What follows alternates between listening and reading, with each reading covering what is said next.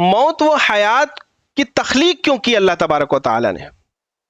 یہ جرنی کیوں اللہ نے عطا فرمائی؟ ایک طرف موت ہے اور ایک طرف حیات ہے، اس کے درمیان جو مطلب گیپ ہے، یہاں سے اللہ نے چلا کر کے یہاں کیوں بنایا؟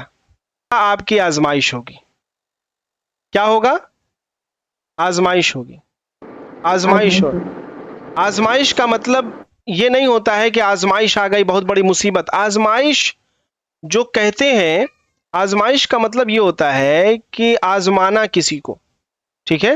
اب کسی کو آزمائیں گے تو پھر کیا ہوگا؟ یا تو وہ کھل کے آپ کے سامنے آ جائے گا آپ کا ہے یا نہیں، یا پھر دوسرا چہرہ آ جائے گا کہ نہیں وہ آپ کا نہیں تھا کسی اور کا تھا. آزمائش یہ صرف اللہ کی کرتا ہے اور یہ اپنے بندوں کے ساتھ کرتا ہے. انسان کے ساتھ آزمائش کرے گا تو پھر معاملہ خراب ہو جائے گا. اور وہ آزمائش اللہ تبارک و تعالیٰ کیا کرتے ہیں؟ موت اور حیات کو تخلیق کرنے کی وجہ اللہ نے جو بیان فرمائی ہے، لیبلوکم، لیبلوکم، تاکہ وہ یہ جانچے کہ آزمائے تم کو. کیا آزمائے؟ ایکم احسن عملا، کہ کون تم میں نیکیوں کو اچھے طریقے سے کرنے والا ہے. یہ اللہ نے ہمیں زندگی عطا فرمائی ہے کیونکہ ہم نے عالم ارواح میں تو اللہ سے کہا، کیا کہا؟ اللہ نے پوچھا الست بربکم، کیا میں تم سب کا رب نہیں ہوں؟ سب نے کہا قالوا بلا، ہاں ہاں بے شک آپ ہی ہیں. اللہ تبارک و تعالی نے دنیا میں بھیجا، اب جاؤ، اب آزما کے تم کو پتہ چل جائے گا کہ تم جو کہہ رہے ہو وہ ہے کہ نہیں ہے. کہہ تو دیے قالوا بلا، ہاں آپ ہی ہیں، اب بتاؤ تم ہو کہ ہم کیا ہیں تمہارے نزدیک. اب تم اس دنیا میں جو تم نے یہاں سے جرنی شروع کی، اور جب یہ جرنی تمہاری یہاں پہنچی اور تم زمین کے اندر چلے گئے، اب تمہیں ہم دیکھیں گے کہ اس جرنی میں تم نے کیا کیا، اس سفر میں تم نے کیا کیا، دنیا کے سفر میں تم نے کیا کیا.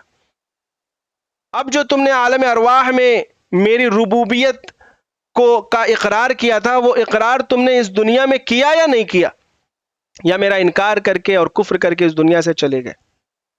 ٹھیک ہے؟ تو اللہ نے اس کو دنیا کو کیوں دیا؟